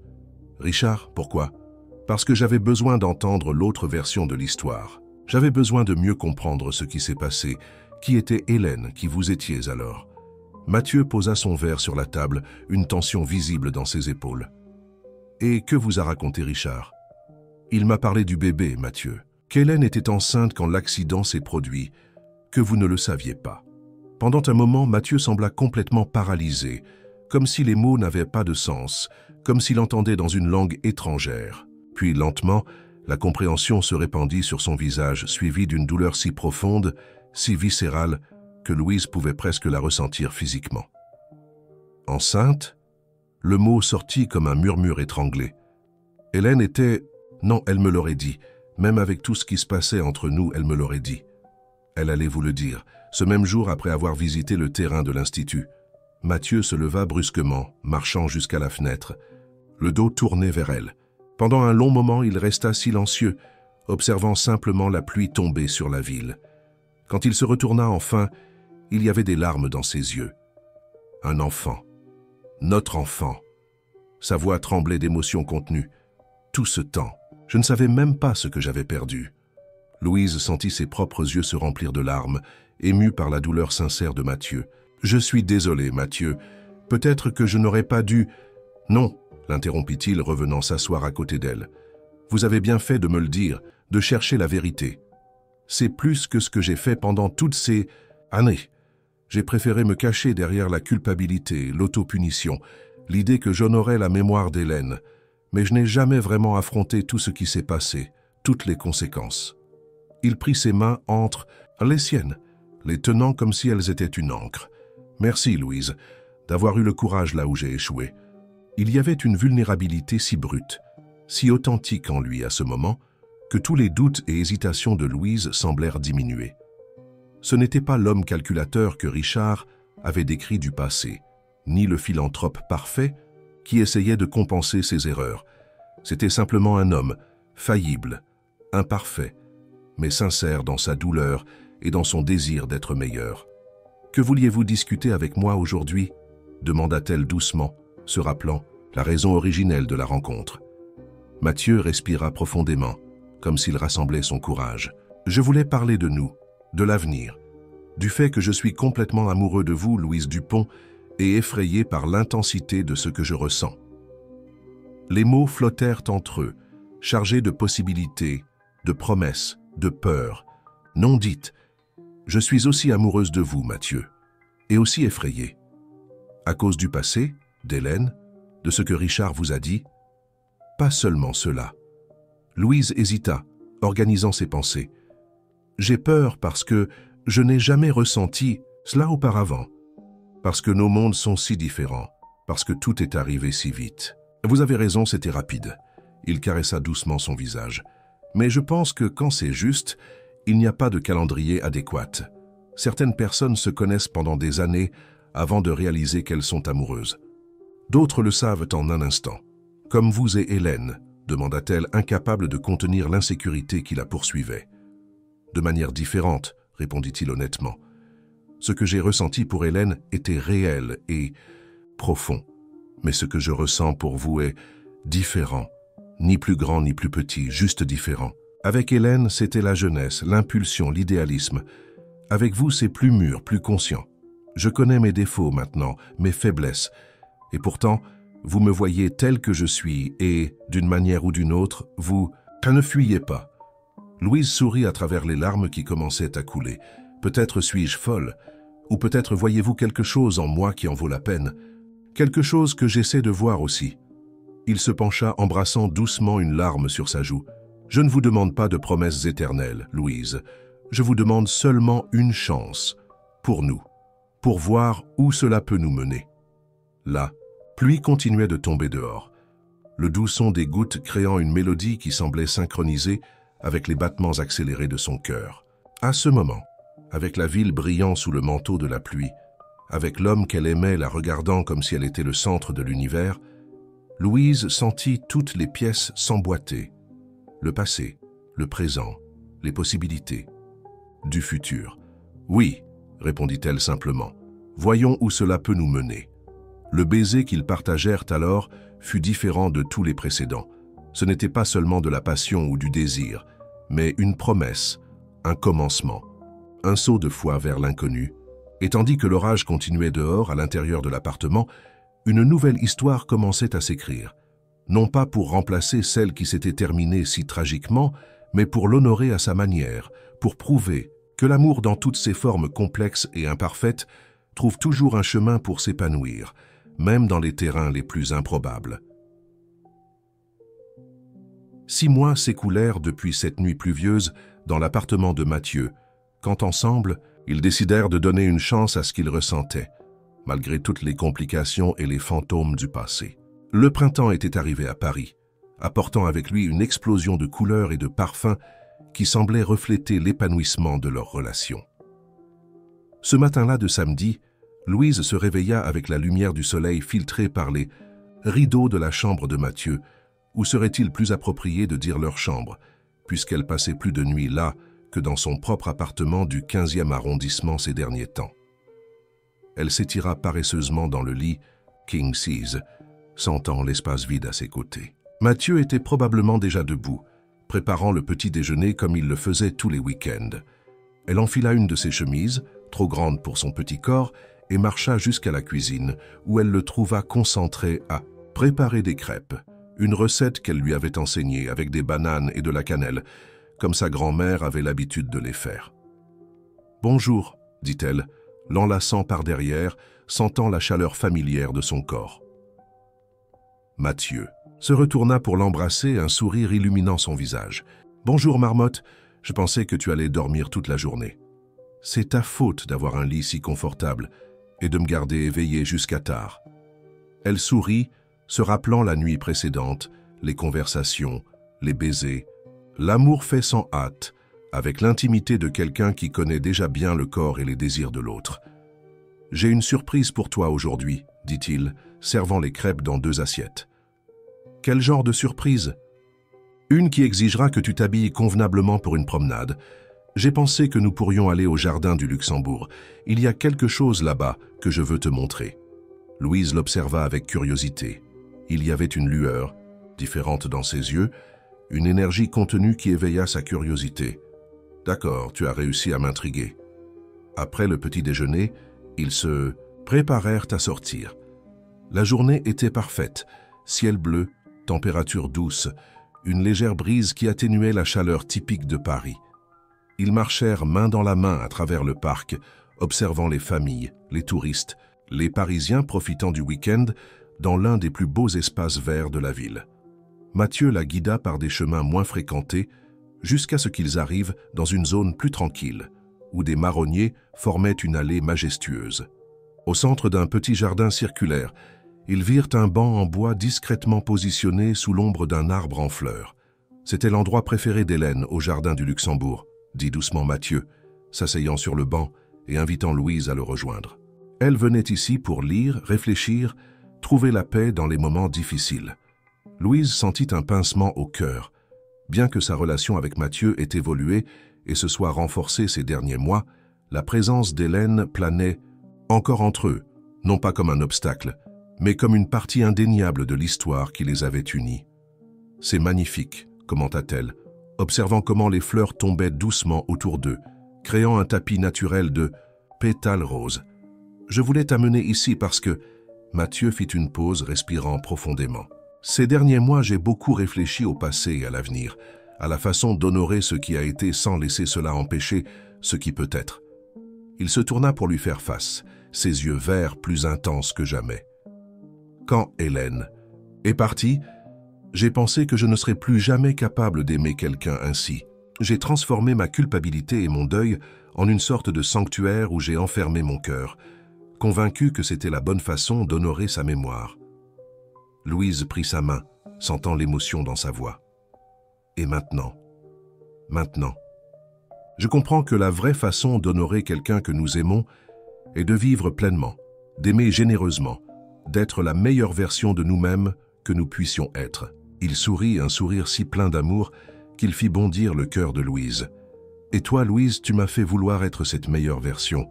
Tu m'as fait croire que je mérite une seconde chance dans la vie, dans l'amour. » Avant qu'elle ne puisse répondre, Mathieu sortit de sa poche une petite boîte en velours bleu.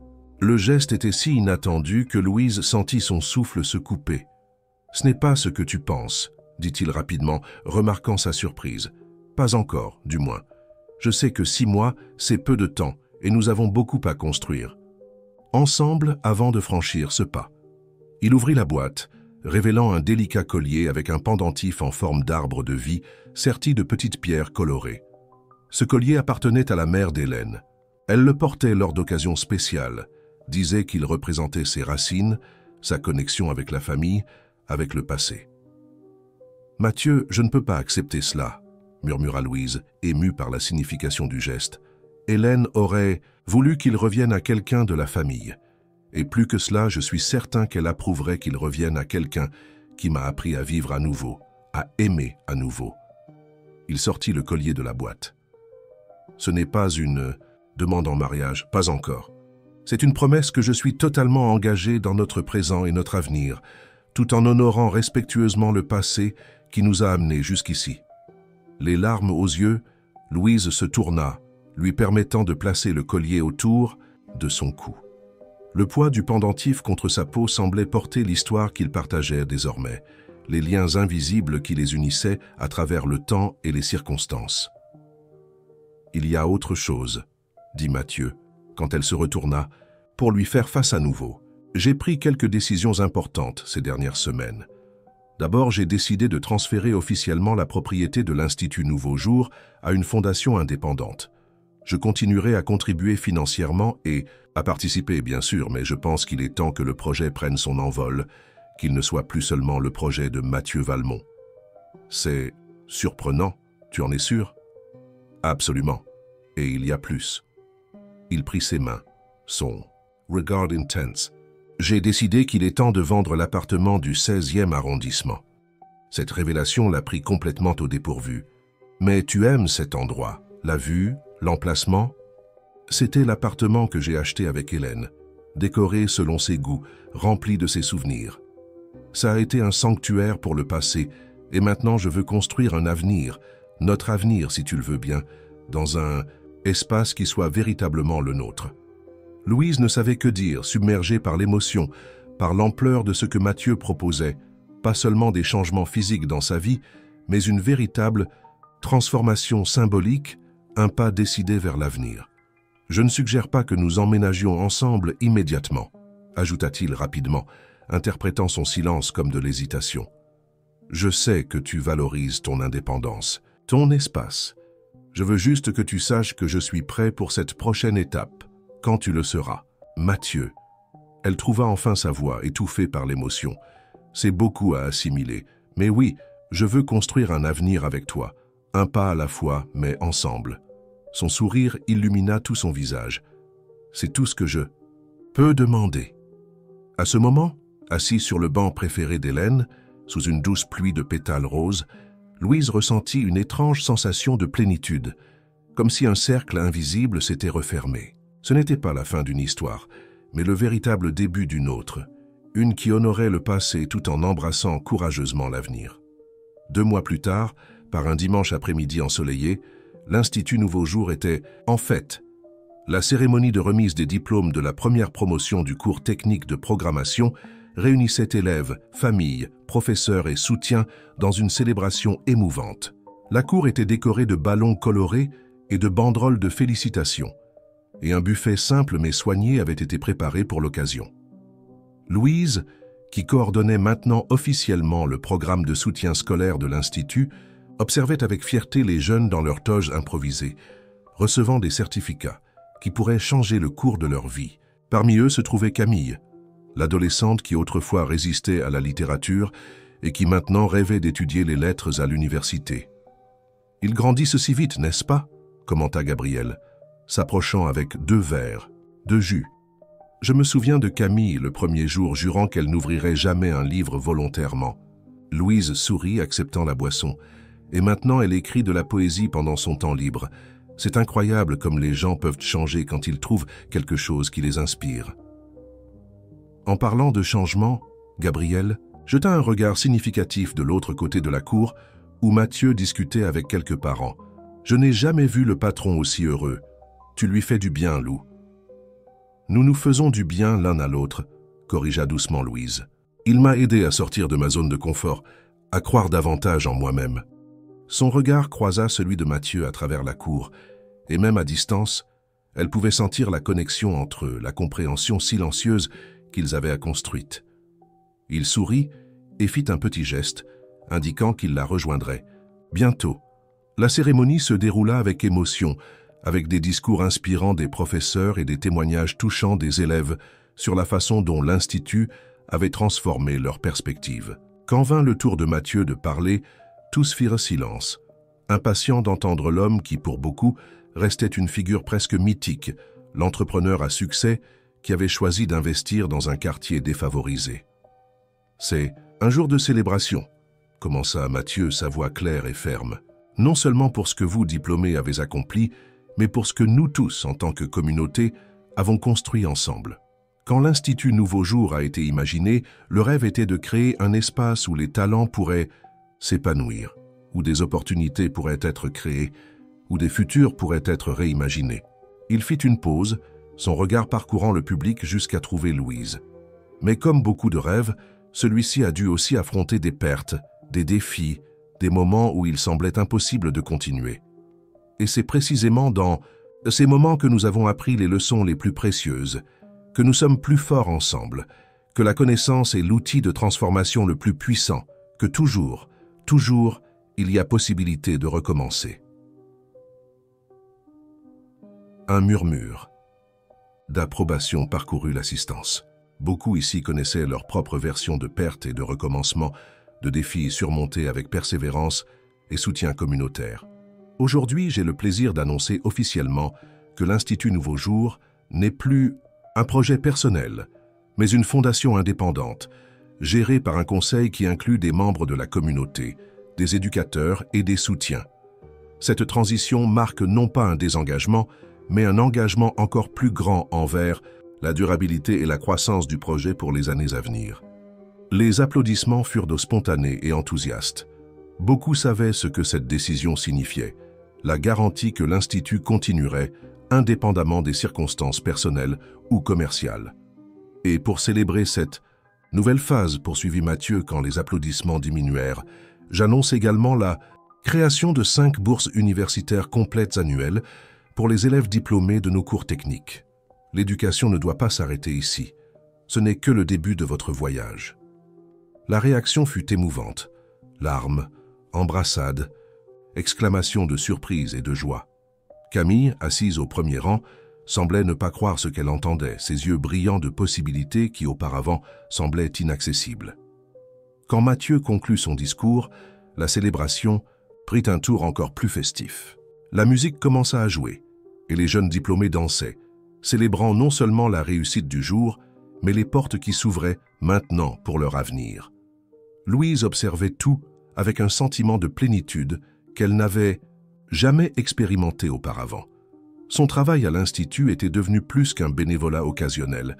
C'était maintenant sa passion, un but qui complétait sa vocation d'enseignante. « À quoi penses-tu » demanda Mathieu, s'approchant et passant son bras autour de sa taille. « À quel point la vie prend des tournants inattendus » répondit-elle, s'appuyant contre lui. « Si quelqu'un m'avait dit, cette nuit-là à la fête, qu'en moins d'1 an, je serais ici, coordonnant un programme éducatif, amoureuse de l'homme le plus improbable, j'aurais ri de cette idée. Et si quelqu'un m'avait dit que je retrouverais l'amour, que j'apprendrais à regarder vers l'avenir avec espoir plutôt qu'avec culpabilité ?» Il embrassa doucement son front. Destin, coïncidence, ou simplement 2 personnes qui ont trouvé ce dont elles avaient besoin l'une en l'autre au bon moment. Peut-être un peu de tout, sourit-elle. En parlant d'avenir, j'ai trouvé un appartement que j'aimerais que nous visitions ensemble. C'est à Montmartre, avec vue sur le Sacré-Cœur, pas très grand, mais il pourrait être le nôtre, compléta-t-il, un large sourire illuminant son visage. J'ai hâte de le voir. De l'autre côté de la cour, Richard Blanc observait discrètement la scène. Il était venu à la remise des diplômes sur invitation de Gabriel, avec qui il maintenait un contact professionnel à travers des projets sociaux parallèles. Voyant Mathieu et Louise ensemble, si visiblement amoureux, il ressentit un étrange mélange d'émotions, une pointe de mélancolie pour ce qui aurait pu être, mais aussi une sensation inattendue de paix. Quand Louise l'aperçut et lui fit signe l'invitant à les rejoindre, Richard hésita seulement un instant avant de marcher dans leur direction. La brève poignée de main entre lui et Mathieu portait le poids d'années de ressentiment, mais aussi la possibilité, bien que ténue, d'une réconciliation. Une cérémonie émouvante, commenta Richard, sa voix plus douce que d'habitude, lorsqu'il s'adressait à Mathieu. Hélène serait fière de ce que tu as construit ici. La mention de son nom ne provoquait plus la tension d'autrefois.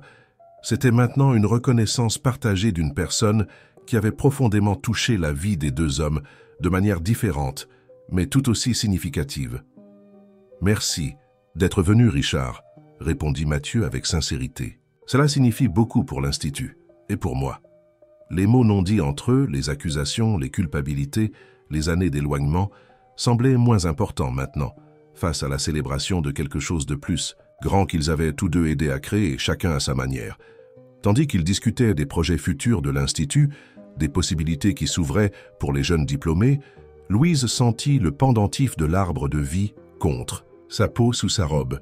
C'était un rappel constant des racines qu'elle partageait maintenant avec Mathieu, de l'histoire complexe qui les avait unis et de l'avenir qu'ils choisissaient de construire ensemble, un jour à la fois. Plus tard, ce soir-là, quand ils retournèrent à l'appartement, le nouvel appartement à Montmartre qu'ils avaient finalement choisi ensemble, encore en cours de décoration et d'organisation, Louise s'arrêta sur le balcon pour admirer la vue nocturne de Paris, les lumières de la ville se reflétant dans l'obscurité. « À quoi penses-tu » demanda Mathieu, apportant 2 verres de vin, la rejoignant dans la contemplation du paysage. « À comment les histoires peuvent avoir de multiples commencements » répondit-elle, acceptant le verre. « Cette nuit à la fête était un commencement. Le matin dans ton appartement, quand j'ai lu ta lettre, en était un autre. Le premier jour à l'Institut, notre première discussion sur Flaubert, et aujourd'hui, est-ce un commencement aussi? Louise sourit, levant son verre pour un toast. Aujourd'hui est définitivement un commencement, de beaucoup de choses. Tandis que le tintement des verres résonnait dans la nuit, tous deux savaient que les complications n'avaient pas complètement disparu. Il y avait encore des jours où le passé semblait plus présent, des moments où les différences dans leurs origines et expériences créaient de petites frictions, des instants où l'ombre d'Hélène planait entre eux. Mais ils avaient appris à naviguer ces eaux ensemble, à trouver un équilibre entre honorer le passé et embrasser le présent, à construire quelque chose de nouveau qui ne niait pas mais transcendait les histoires qui les avaient façonnés individuellement. Et si le destin avait conspiré pour que leurs chemins se croisent de cette façon improbable, une professeure timide tombant littéralement dans les bras d'un entrepreneur veuf, sans savoir qu'ils étaient liés par des liens invisibles de famille et d'histoire, qui pourrait dire qu'il n'y avait pas un dessein plus grand dans leur union, non pas pour effacer ce qui était venu avant, mais pour créer quelque chose de nouveau, quelque chose qui n'aurait peut-être jamais existé sans cette séquence spécifique d'événements, de rencontres, de choix et de coïncidences. Alors, que la nuit avançait et que la ville s'apaisait progressivement, Mathieu et Louise restaient sur le balcon, parlant, riant, rêvant, planifiant, non seulement le lendemain immédiat, mais les nombreux lendemains à venir. Car s'il y avait une leçon que tous deux avaient apprise dans leur voyage ensemble, c'était que l'amour, dans ses formes infinies et ses manifestations, trouve